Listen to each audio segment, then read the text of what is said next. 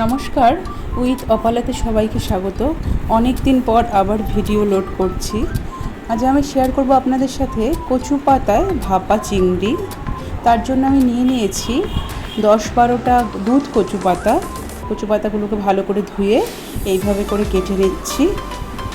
এবার একটা paste ready করব। তার জন্য আমি 2 চামচ কালো সর্ষে, হাফটা নারকেল কুড়ো আর কয়েকটি কাঁচা লঙ্কা দিয়ে এই পেস্টটা আমি রেডি করে নিলাম। এবার চিংড়ি মাছগুলোকে আমি ভেজে নিচ্ছি। চিংড়ি মাছ মোটামুটি নিয়েছি 400 গ্রাম মতো। কচু পাতাগুলোকে এদিকে আমি ভাপিয়ে নেব।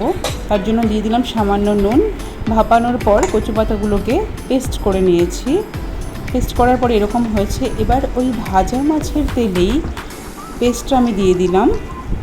পেস্টটা দিয়ে কিছুক্ষণ মোটামুটি 3-4 মিনিট মতো আমি কষিয়ে নিচ্ছি। এইভাবে করে কষিয়ে সামান্য জল দিয়ে আবার কিছুক্ষণ কষিয়ে নিচ্ছি। গ্যাসের ফ্লেমটাকে লো করে দেবেন, কেননা তাহলে ছিটে আসতে পারে। হাফ চামচ হলুদ গুঁড়ো দিয়ে দিলাম। এবার আমি আগে থেকে পেস্ট করে রাখা সর্ষে, নারকেল, কাঁচা লঙ্কা, নুন সেই পেস্টটা দিয়ে দিলাম। পেস্টটা দিয়েও আবার 4-5 মিনিট মতো রান্না হতে দেব। 4-5 মিনিট রান্না হওয়ার পর সামান্য আমি চিনি দিলাম ব্যালেন্সের জন্য। এবার মাছটা দিয়ে দিলাম, মাছের তেলটা যা ছিল দিয়ে দিলাম। সামান্য জল দিয়ে এবার মাছগুলোকে একটু নাড়াচাড়া করে ঢেকে দেব।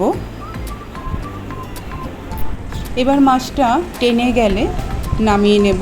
উপরে সর্ষের তেল ছড়িয়ে পরিবেশন করব। ধন্যবাদ, সকলে ভালো থাকবেন।